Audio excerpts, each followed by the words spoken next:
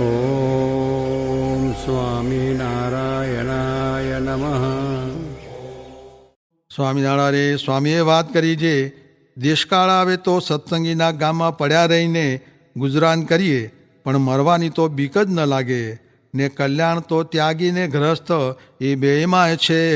સ્વામિનારાયણ સ્વામીએ વાત કરી છે, મોરે તો મહારાજનો અનેક પ્રકારનો રાજીપો હતો અને પ્રથમના પ્રકરણમાં ધ્યાન કરવું, ત્યાગ રાખવો, સત્સંગ કરાવવો, મંદિર કરવા ને ભણાવવા ઇત્યાદિ અનેક પ્રકારનો રાજીપો હતો. અને આ વર્તમાન કાળે ભગવાનનો શેમાં રાજીપો છે?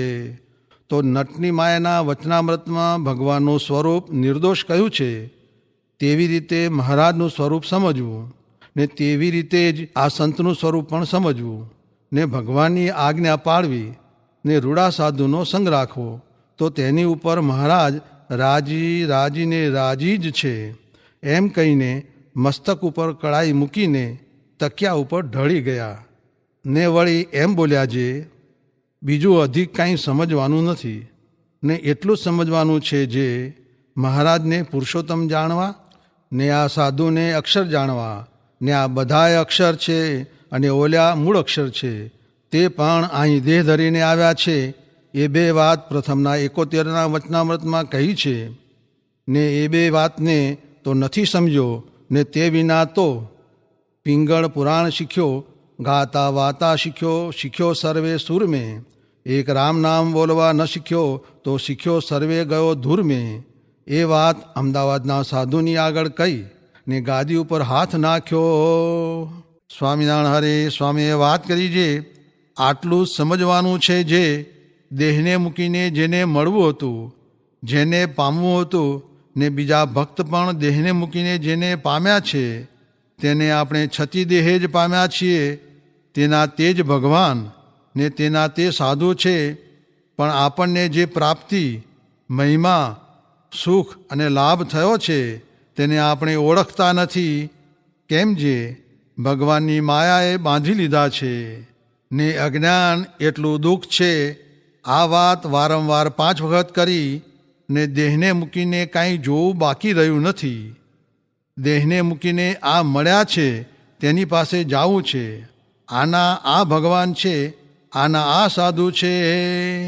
સ્વામિનારાયણ હરે સ્વામીએ વાત કરી છે, પ્રગટ ભગવાન વિના કરોડ નિયમ પાળે પણ કલ્યાણ ન થાય, અને પ્રગટ ભગવાન ને આ પ્રગટ સાધુની આજ્ઞાથી એક નિયમ રાખે તો કલ્યાણ થાય.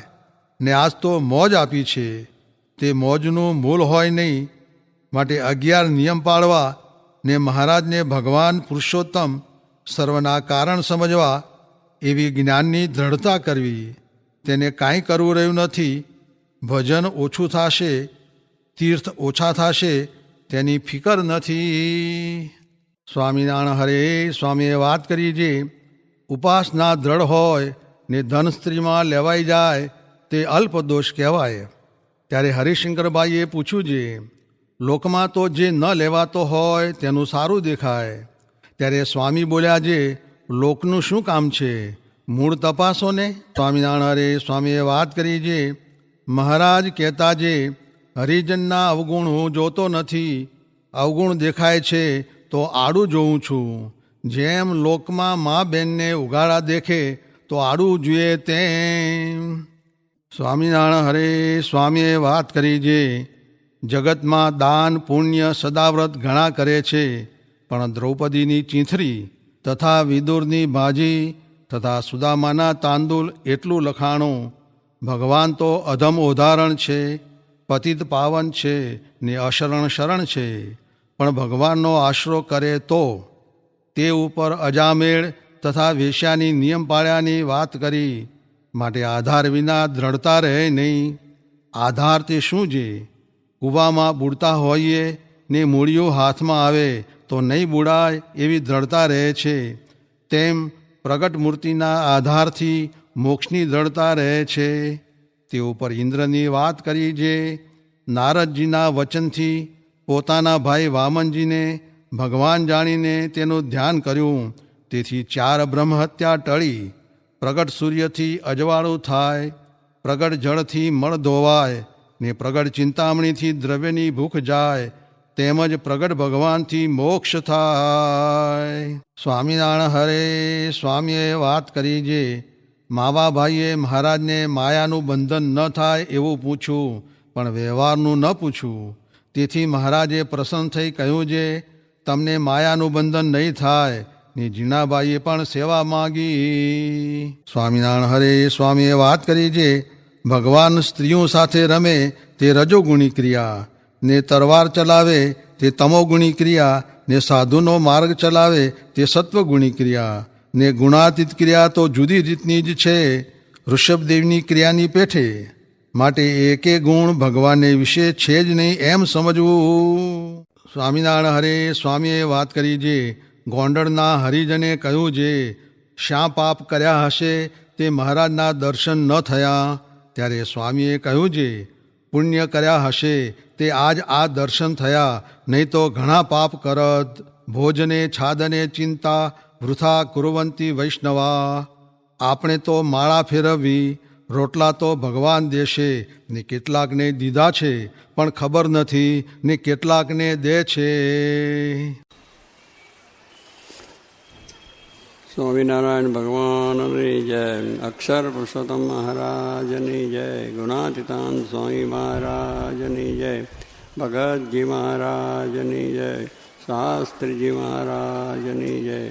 યોગીજી મહારાજની જય.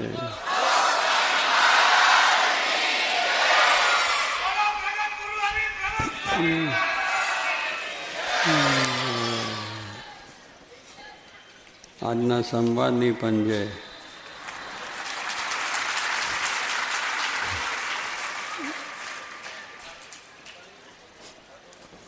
જોગી બાપાનો જે સિદ્ધાંત છે એ ઉપર આ સંવાદ છોકરાઓએ રજૂ કર્યો. કરે બાપાને આ વાત કોઈ ગમતી જ નથી.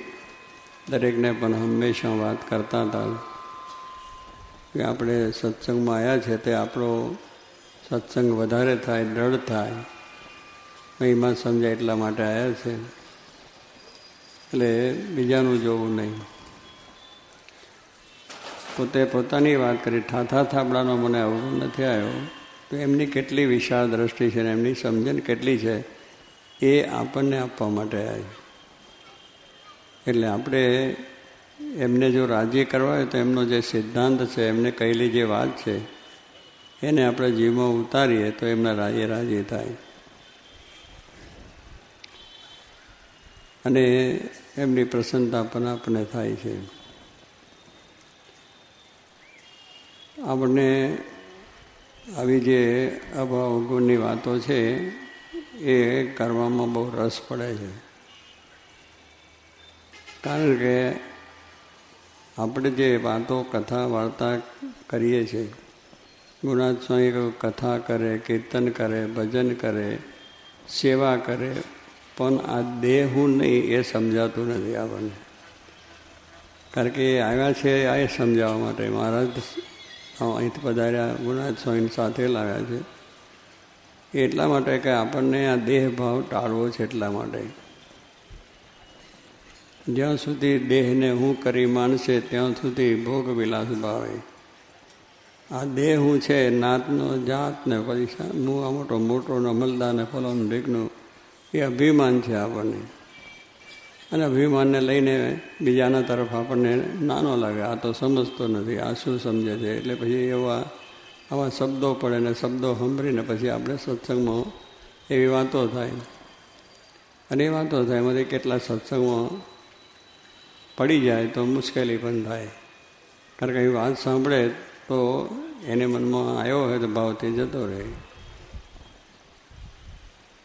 એક જીવને ભગવાનને માર્ગે ચડાવે તો બ્રહ્માંડ ઉગારેનું પુણ્ય થાય. એક જીવને બ્રહ્માંડના જીવો છે એને જે બચાવો, એનું જે રક્ષણ કરો, એને જે આ મોક્ષને માર્ગે લાવો તો બ્રહ્માંડ ઉગારેનું પુણ્ય છે.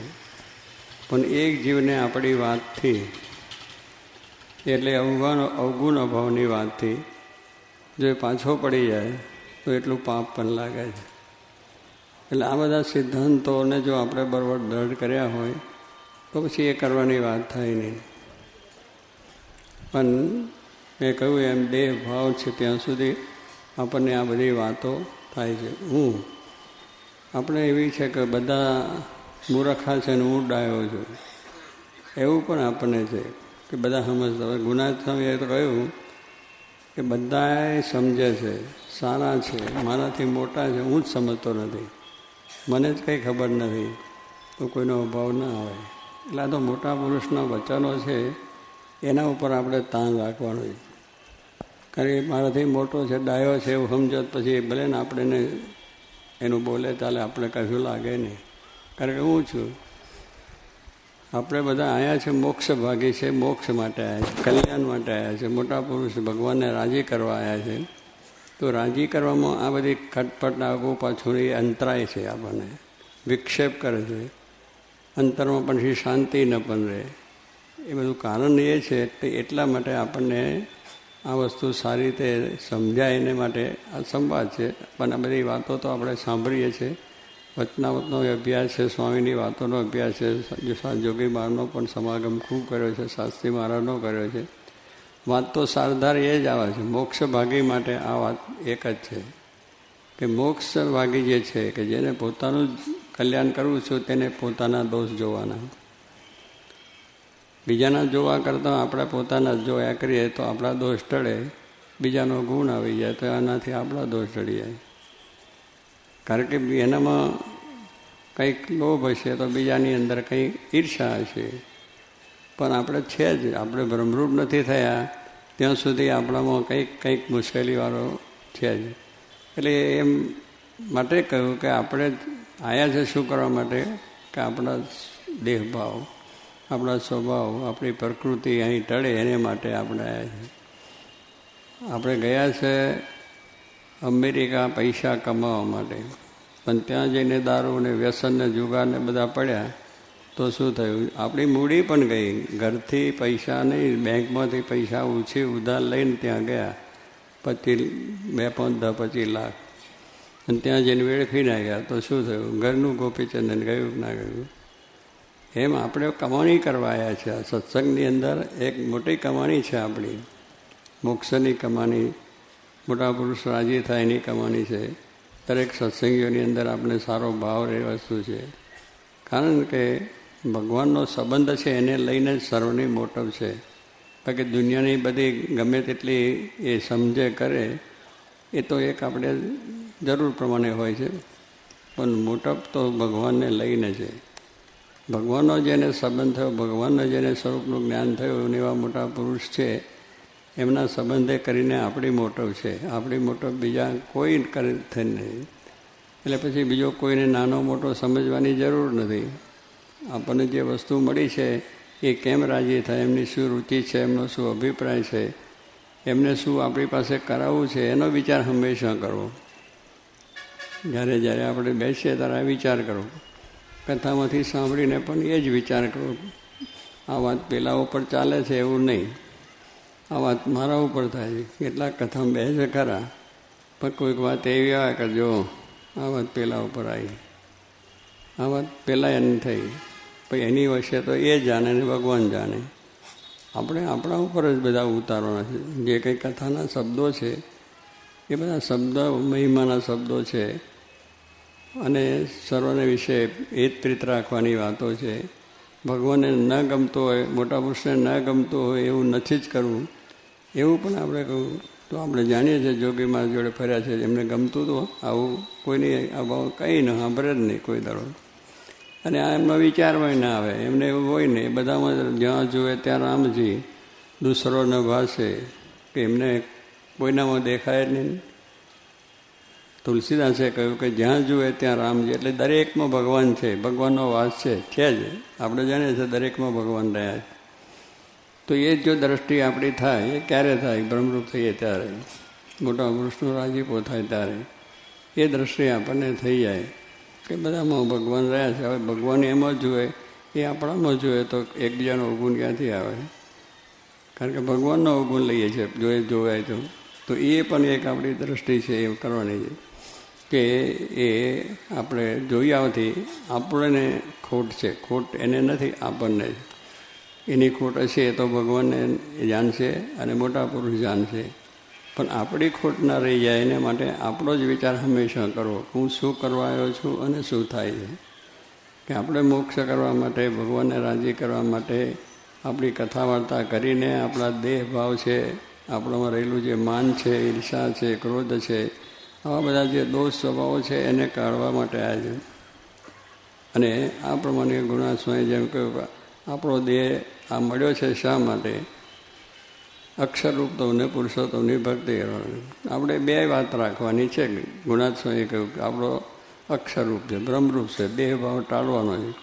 હવે એ ટળે, આવી વાતો કરવાથી દેહભાવ ટળે, ઉલટા વધે, સ્વભાવ એ વધે ને બધું વધે. અને સત્સંગમાં સુખ ના આવે, આનંદ ના આવે, કેફ ના રહે, એ બધું થઈ જાય છે. એટલે એ માટે કહ્યું છે કે ભાઈ આપણે આપણી જે કંઈ ભૂલો હોય, આપણા સ્વભાવ હોય, પ્રકૃતિ હોય, એને ટાળવા માટે જે કથામાં શબ્દો સાંભળીએ, વચનામત વાંચીએ, બીજું વાંચીએ, રીલાટ વાંચીએ, કોઈ પણ વસ્તુ વાંચો તો એમાં પહેલું આપણી વસ્તુ ઉપર જ આ વાત મારા માટે જ છે, આ વાત જે થાય છે કથામાં મારા માટે જ થાય છે એટલું જ આપણે જવાનું. અને હું સત્સંગમાં આવ્યો છું એ મોટા પુરુષને રાજી કરવા માટે, એમનો અભિપ્રાય રુચિ પ્રમાણે રહીને મારા આત્માના કલ્યાણ માટે આવ્યો છું અને મારા સ્વભાવ દોષ દેહભાવ ટાળવા જ આવ્યો છું. આટલો વિચાર આપણને હંમેશા સતત રહ્યા કરે તો ગમે ત્યાં ગયા હોય તો પણ આપણને મહારાજને સ્વામીનો રાજીપો થાય. ભગવાનને સંતને રાજી કરવા માટે એક જ છે કે એમના જે વાક્યો છે એ વાક્યોને બરાબર દ્રઢ સમજીને જીવમાં ઉતારીએ એટલે સુખ અને શાંતિ છે. અને જે બધી વાતો સાંભળે તો અશાંતિ છે. સુખ હોય એ જતું રહે અને અશાંતિ પાછી થાય. કારણ સાંભળ્યું એટલે એના વિચાર આવે કે આવું છે તેવું છે, આ સત્સંગમાં ગયા પણ આમાં તો બધું આવું લાગે છે કોઈ. એટલે પછી શું, જે કરવા આવ્યા હતા એ જતું રહ્યું અને ન કરવાનું જીવમાં પેસી ગયું. એટલે એનાથી આપણી ઉલટી જે પ્રગતિ હતી એ પ્રગતિ પણ ટળી જાય અને સત્સંગમાંથી મન પાછું પડી જાય. એટલે દરરોજ નિરંતર સ્વામી કે આપણે આ વિચાર કરવો કે હું આત્મા છું, અક્ષર છું, બ્રહ્મ છું અને મારે મહારાજને રાજી કરવા છે. એ વિચારનો આલોચ આપણે હંમેશા ખાતા પીતા નાતા ધોતા એક જ નિશાન જોઈએ તો પછી આપણને વાંધો ના હોય. પણ કેટલીક વખત આપણા દેહ સ્વભાવને દેહને લઈને એ છે. એટલે કહ્યું કે હું ટળે હરી ઢુકડા અને તે ટળાય દાસ. દાસ જે થયો એ આ બધા ગુણ એની અંદર આવે. દાસ થયો છે એને તો કંઈ બીજો વિચાર જ નહીં. જે સત્સંગ સેવા ભક્તિ કથા વાર્તા કરવાની જ હોય. કોઈ બોલી જાય, કોઈ કહી જાય તો એને માન અપમાન થાય તો કોઈનો અવગુણ નહીં, અભાવ નહીં, કોઈને માટે રાગ નહીં, દ્વેષ નહીં. એ બધી વસ્તુ છે. તારે જો એ હું ટળે હરી ઢોકળા ને તે ટળાય દાસે. દાસ ભાવ આપણે કરવાનો છે. અને દાસ થાય તો એને આ બધી વસ્તુની પ્રાપ્તિ થાય છે. કારણ દાસનું તો છે ને કે પેલા કહે ગુલામ, પેલા ગુલામની હતી ને એના વાત ચાલે કે ગુલામને શું વેચો વેચાય. એને માણસને વેચવાનો, પેલાને ઘરે કોઈ સારા પૈસાદારને ત્યાં કંઈ સારા માણસ આવે તો ગુલામને શું, પેલો જે કે એ પ્રમાણે જ કરવાનું. એનો મન જ નહીં, એને મનને મૂકી, મનની વાત જ નહીં, મનનો વિચાર જ નહીં. તું ઊભો રહે તો ઊભો રહેવાનું, તું આ કામ કરતો કામ કરવાનું, તું આ હોઈ જા, મારે આ પાણી છે અરે નદી છે ને એમાં પેલું કાદવ છે તો તું હોઈ જાય, તેના પર પગ મૂકીને જવા તો એ ના બોલે કે હું કાદવ છે ને એ છે. આ દાસ છે, ગુલામના દાસના આ લક્ષણો છે. એટલે આપણે સત્સંગમાં આવ્યા છે તો કોઈ શું કહે છે, શું બોલે છે, શું કહે છે એ બધાનો વિચાર કરવાનો નહીં. કાન છે સંભળાય, આંખ છે દેખાય અને કોઈ વાણી છે એ પણ બોલાય, આપણે બધું થાય. પણ સ્વામી કહે છે અભાવ બીજોનો જે હોય, કોઈને દોષ હોય, કોઈના ગુણ હોય, દેખાય ખરા. પણ દેખાય છે એટલે એનો કંઈ અભાવ ના કહેવાય. પણ એ વાત લઈને તમે બીજાને કહો, બીજો ત્રીજાને કહે, ચોથાને કહે, પાંચમાને કહે કે આવો છે ને આ છે ને એમનું આ થયું ને ચંદુભાઈનું બધું આપણે જોયું. એ શું થયું, વાત સાંભળી ને બધું પ્રવાહ ચાલ્યો કે ચંદુભાઈ હું પેલા શું નામ પૂનમભાઈ આવા છે. હવે પૂનમભાઈ આવા છે વાત સાંભળી. હા પેલો કે મેં એક દીધો ચોર ને નરિયું ખસ્યું જે બધું સાંભળે છે ને કશું જ નહીં, વાયે વાયે સાંભળેલું. કારણ કશું ચોરને પેલા સીધે પાણી પલાખીને આવ્યો ને પેલાને ફાંસીએ ચડાવી દીધો. જરૂર વગરનો બિચારો ફાંસીએ ચડી ગયો, વાતમાં કંઈ માલ નહોતું. એમ આ એવી વાત થઈ પ્રમાણે કે પૂનમભાઈને કંઈ એવું નહોતું, સત્સંગી જતા બધું સારું હતું, પણ બીજાને થયું એટલે એને હલકો પાડવો. કોઈ માણસ આગળ વધતો હોય તો એને હલકો કેમ પાડવો, એને હેઠો કેમ પાડવો, એને કેમ આપણે આ તે કરવું, એવી રીતે જ આપણે વાત થાય છે. કાલે વજુભાઈ વાળાએ બહુ એક સારો યાદ કરી હતી કે અમે અંદર બેઠા ત્યારે કે એમને વાંદરા રાખે છે ને, વાંદરા એમને શેષ વાડી છે ને, પોતાની વાડીમાં વાંદરા બધા આવે છે, પછી મોર આવે છે, પોપટ આવે છે, પેલા કબૂતર આવે છે, એને ચંદ નાખે, બીજું ત્રીજું નાખે, બધું કંઈ કરે છે, એમને ગોઠવેલું છે. એટલે વાંદરા રાખે છે. ઓકે, પૂછ્યું કે આ વાંદરા શું વાર રાખો છો? એ તો કૂદાકૂદ કરે, આમ કરે ને તેમ કરે, એ તો નકામો છે. પેલા કહે છે ભાઈ વાંદરા તો અમારા ગુરુ કહેવાય. વાંદરા છે એ કે અમારા ગુરુ કહેવાય. કારણ કે અમારે રાજકારણમાં આવું જ કરવાનું હોય. આમ કૂદવું, આમાંથી આમાં કૂદકો, આમાંથી આમાં કૂદકો, અને ડારે કૂદવાનું, આ કડારથી પેલો ડાળ, જ્યાં ફાવ્યું ત્યાં જઈએ બસ. એટલે એવું આપણા ગુરુ કહેવાય. એમ કાલે એમને વાત કરી. એટલે આપણે પણ એવું જ ના થાય કે આપણે અહીંયા છે કસાર કરવાને બદલે થૂલું થઈ જાય. કસારને કંસાર બનાવે ને, કંસાર ગઈને ના ગઈ તો પછી થૂલું થઈ જાય. અહીંયા છે મોક્ષ માટે, અહીંયા છે કલ્યાણ માટે, અને પછી આ થૂલું કર કરીએ, આવો છે ને પેલો છે ને તેવો છે ને. આપણે શું કહે છે નવરા થઈને શું કે પ્રભુ ભજવા આવ્યા છે ને એ કરી લેવાનું છે. એટલે આવા સ્વભાવ છે એને કહ્યું મહારાજે કે આવા જે અવળા સ્વભાવ છે એને મૂકવા અને સવળા સ્વભાવનું લેવા. દરેકમાં સારા બાલ છે એ લેવો, જે સારા ગુણ છે એને જોવા અને કરવા. અને અવળા જે આ વિચારો આનું આમ છે ને આનું આમ છે એ બધું આપણે ખોટું થઈ જાય છે. તો આપણે સાવધાન કહ્યું કે સત્સંગમાં સાવધાની કહી છે કે આવા બધા વાતથી સાવધાન રહેવું. આવા બધા જે હોય સત્સંગમાં મોરી વાત કરનાર હોય, કંઈ બીજી અવરી વાત કરનારા હોય, કંઈની બીજી વાતો કરતા હોય તો એ છે. અને કદાચ આપણે અવગુણ કોઈને હોય અને એવી વાત થઈ હોય અને કહ્યું હોય તો સ્વાભાવિક છે કે આપણે મોટા પુરુષો કે મોટા સંતો જે હોય એની પાસે કહેવાનું, એ એમની મેં તેનો નિકાલને જે કરવું એ કરશે. પણ એ થયું કે ના થયું પછી એનું ખોદ કરવું નહીં તો પછી એનો અંત જ ના આવે. એમને કહી દીધું છે, એમને કહે છે કહેવું છે ને જે કહેવું છે ને જે વાત કરવી છે કરી લે છે. પણ એમ કહેવાનું શું કે દેખાય છે એટલે આપણે મનમાં તો થવાનું છે આવું છે ને કેમ. પણ એ જેની પાસે નિકાલ થતો એવા પાસે કહેવું. પણ જે બધા 1-10 ગણાને વાત કરવાનો હોય અને બધે આખે ગામમાં ભવાઈ કરવાનો હોય એને વાત કરવાથી શું ફાયદો થાય? સત્સંગમાં મહાન ખોટ આવી જાય. એટલે માટે મોટા પુરુષોએ આપણને કહ્યું છે અને એ વાત કરી. મારા શિક્ષાપત્રીમાં પણ શ્લોક લખ્યો છે, કોઈની ગૃહ્ય વાર્તા ક્યારેય ક્યાંય પણ ન કરવી. આપણે દરરોજ વાંચીએ છીએ. જોગીમાના બધા શબ્દો, ગુણાતીતાના શબ્દો છે, મહારાજના શબ્દો છે, ક્યાંય ન જ કરવી, ક્યારે અને ક્યાંય. તરસું એ ભગવાન હતા ને એવું જૂઠું ચલાવવાના હતા એટલે પોતાની વાત સંકોડવા માટે, સત્સંગમાં આવું કરવા માટે એમને જાણતા હતા કે આ કરવાથી સમાસ નહીં થાય, આ કરવાથી સત્સંગ નહીં વધે. બીજાને વધે ના વધે પણ આપણો નહીં વધે. આપણે જે માટે છે નથી વધવાના. એટલે એનામાંથી આપણે સત્સંગમાંથી પડી જઈએ અને આપણને મોક્ષમાં કલ્યાણમાંથી પણ પડી જવાય એવું બધું આ કામ છે. એટલે આપણે મહારાજને આ પ્રમાણે જે કંઈ છે કે એમને નથી ગમતું એવું કંઈ જ કરવું નથી. આ વસ્તુ એમને નથી કરતું. આવડું અવળું જે કરીએ બોલીએ એવું ગુણોભાવ એમને ગમતું જ નથી. તો આપણે આપણા માટે આવ્યા છે તો આપણે કંઈ ભૂલ ના થાય, આપણામાં કોઈ ખોટો દોષ ના આવે, આપણામાં કોઈ ના થાય. એ છે કે આપણું અહમ ટાળવાનું છે. આપણે જે માની બેઠા છે કે હું આ ફલાણી નાતનો જાતનો આગેવાન પૈસાદાર રોમલદાર આમ તેમ બધી માન્યું છે એ આપણે છે જ નહીં. તો પછી ક્યાં કોઈ આપણને મૂરખ કહ્યા તમે તો બહુ મૂરખ જેવા માણસ, તરત ચટકી ચડે. તો મને મૂરખ છે, હું ભણેલો ગણેલો ગઈ પણ તો ભણેલો જ નથી ને. બધાએ ભણેલા છે ને હું નથી ભણેલો. પછી હવે બોલે તો આપણે દુઃખ શાનું થાય? કારણ દેહ ભાવ છે ને એટલે થઈ જાય કે આપણને ગમે તે બીજી ગાળે પણ દઈ દે તો ગાળે ક્યાં ચોંટી જાય. સ્વામી કહે છે એવું કોઈ આ વાત આમ જેમ કરતો હોય તો તે ઘડીએ સ્વામી કોઈ આપણને અપમાન કરે, દુઃખ આપે, બીજું ત્રીજું બોલે, ગમે તેવું બોલે, તું આવો છે ને તેવો છે ને. તો સ્વામી કહે છે આત્મા હું આત્મા છું, અક્ષર છું, બ્રહ્મ છું, કંઈ લાગે નહીં કોઈ પણ જાતનું. પણ જો હું આ ફલાણો છું, બુદ્ધિશાળી જો મને તો તરત લાગે ને તકરાર થાય. પણ છે જ નહીં, અક્ષર છે ને બ્રહ્મ છે, એને આત્માને ક્યાં એ ગાળ લાગે છે? આત્મામાં નાત નથી, જાત નથી, કુટુંબ નથી, પરિવાર નથી, મારું નથી, તારું નથી, કોઈ વસ્તુ જ નથી. આત્મા તો એક ચૈતન્ય સ્વરૂપ છે જ, એટલે એને કોઈ જાતનું ડાઘ લાગે નહીં. તારે એવી આપણી જે સમજણ છે, જે સમજણ આપણે દ્રઢ કરવાની છે, કે આવી કથા વાર્તા કીર્તન સાંભળતા થાય છે.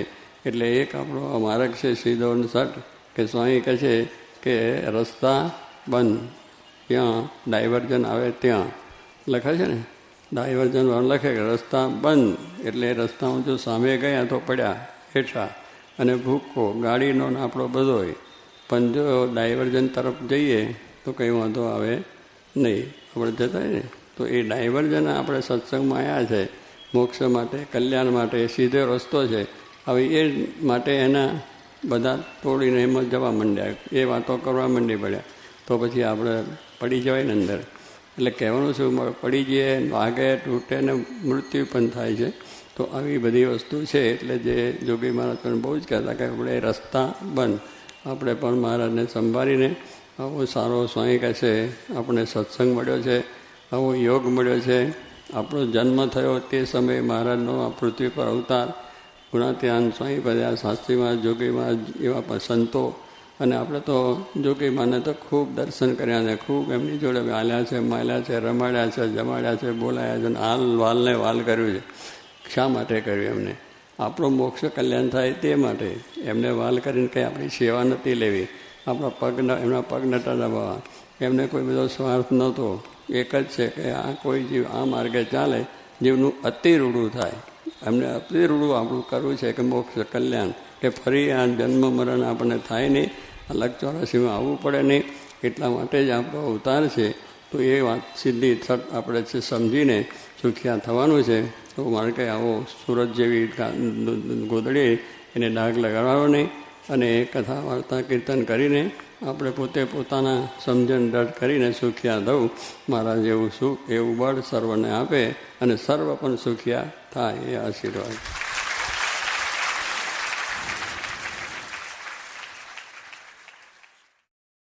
સ્વામિનારાયણ હરે વચનામૃત લોયા પ્રકરણનું 3, મહાત્મ્ય જ્ઞાને સહિત નિશ્ચયવાળાનું. સ્વામિનારાયણ હરે સંવત 1877 કાર્તિક વદી 13ને દિવસ શ્રીજી મહારાજ ગામ શ્રી લોયા મધ્યે સુરાખાચાના દરબારમાં રાત્રિને સમયે ઢોલિયા ઉપર વિરાજમાન હતા ને ધોળી છીટની ડગલી પહેરી હતી તથા રૂનો ભરેલો ધોળો સુરવાળ પહેર્યો હતો ને મસ્તક ઉપર ધોળો ફેટો બાંધ્યો હતો તથા ધોળી પછેડી ઓઢી હતી અને પોતાના મુખારવિંદની આગળ મુનિ તથા દેશ દેશના સત્સંગીની સભા ભરાઈને બેઠી હતી. તે સમયને વિશે શ્રીજી મહારાજને ભગવદાનંદ સ્વામી તથા શિવાનંદ સ્વામીએ પ્રશ્ન પૂછ્યો છે, ભગવાન તથા સંત તેનો જેને મહાત્મ્ય જ્ઞાને સહિત નિશ્ચય હોય તેના શા લક્ષણ છે? પછી શ્રીજી મહારાજ બોલ્યા છે, જેને ભગવાનનો ને સંતનો મહાત્મ્ય જ્ઞાને સહિત નિશ્ચય હોય તેથી ભગવાનને અર્થે ને સંતને અર્થે શું ન થાય? એને અર્થે કુટુંબનો ત્યાગ કરે, લોકલાજનો ત્યાગ કરે, રાજ્યનો ત્યાગ કરે, સુખનો ત્યાગ કરે, ધનનો ત્યાગ કરે, સ્ત્રીનો ત્યાગ કરે અને સ્ત્રીઓ તે પુરુષનો ત્યાગ કરે. એમ કહીને પછી આ સર્વે હરિભક્તની વાર્તાઓ એકબીજા કેડે કરી. ગામ ડડુસરવાળા રજપૂત ગલુજી તથા ધર્મપુરવાળા કુશળકોરબાઈ તથા પર્વતભાઈ તથા રાજબાઈ તથા જીવુબાઈ તથા લાડુબાઈ તથા મોટા રામબાઈ તથા દાદો ખાચર તથા માચો ભક્ત તથા મૂળજી બ્રહ્મચારી તથા ભુજવાળા લાધીબાઈ ને માતાજી તથા મુક્તાન સ્વામી તથા વાણાક દેશનો આયર પટેલ સામત તથા ગામ માનકુવાના મૂળજી તથા કૃષ્ણજી તથા વાણાક દેશમાં ગુંદાળી ગામના 2 કાઠી હરિભક્ત ઇત્યાદિ જે સત્સંગી તેમણે ભગવાનને અર્થે ને સંતને અર્થે જે કર્યું તેને વિસ્તારીને કહેતા હવા અને વળી એમ કહ્યું છે જેને ભગવાનનો નિશ્ચય મહાત્મ્ય જ્ઞાને સહિત હોય તે ભગવાનના વચનમાં ફેર પાડે નહીં ને જેમ કહે તેમ કરે. તે ઉપર પોતાની વાત કરી છે. અમારો સ્વભાવ કેવો હતો? તો ગોદોહન માત્ર એક સ્થાનકમાં રહેવાય પણ વધુ રહેવાય નહીં એવા ત્યાગી હતા અને વૈરાગ્ય અતિશય હતો. ને શ્રી રામાન સ્વામી ઉપર હેત પણ અસાધારણ હતું. તો પણ સ્વામીએ ભુજનગરથી કહી મોકલ્યું, જે જો સત્સંગમાં રહ્યાનો ખપ હોય તો થાંભલાને બાથ લઈને પણ રહેવું પડશે. એમ માયારામ ભટ્ટે આવીને કહ્યું. ત્યારે અમે થાંભલાને બાથ લીધી. ત્યાર પછી તેમણે કહ્યું છે, મુક્તાન સ્વામીની આજ્ઞામાં રહો. પછી અમે સ્વામીના દર્શન થયા મોર 9 મહિના સુધી મુક્તાન સ્વામીની આજ્ઞામાં રહ્યા. એવી લક્ષણે કરીને જેને સંતનો અને ભગવાનનો એવો નિશ્ચય હોય તેને જાણીએ. અને પછી સુંદરજી સુથાર ને ડોસા વાણિયાની વાત કરી. અને વળી જેને ભગવાનનો ને સંતનો એવો નિશ્ચય હોય તેને તેની કોરનો કેફ વર્તે એમ કહીને રાણા રાજગઢની વાર્તા કરી અને પ્રહલાદની વાર્તા કરી. જે પ્રહલાદ જે તે નૃસિંહજી પ્રત્યે બોલ્યા, જે હે મહારાજ, હું આ તમારા વિકરાળ રૂપથી નથી બીતો ને તમે જે મારી રક્ષા કરી તેને હું રક્ષા નથી માનતો. ને તમે જ્યારે મારા ઇન્દ્રિયરૂપ શત્રુના ગણ થકી રક્ષા કરશો ત્યારે હું રક્ષા માનીશ. માટે જે ભગવાનનો ભક્ત હોય તે દૈહિક રક્ષા ભગવાન કરે તેને કરીને હર્ષ ન પામે ને રક્ષા ન કરે તેને કરીને શોક ન કરે.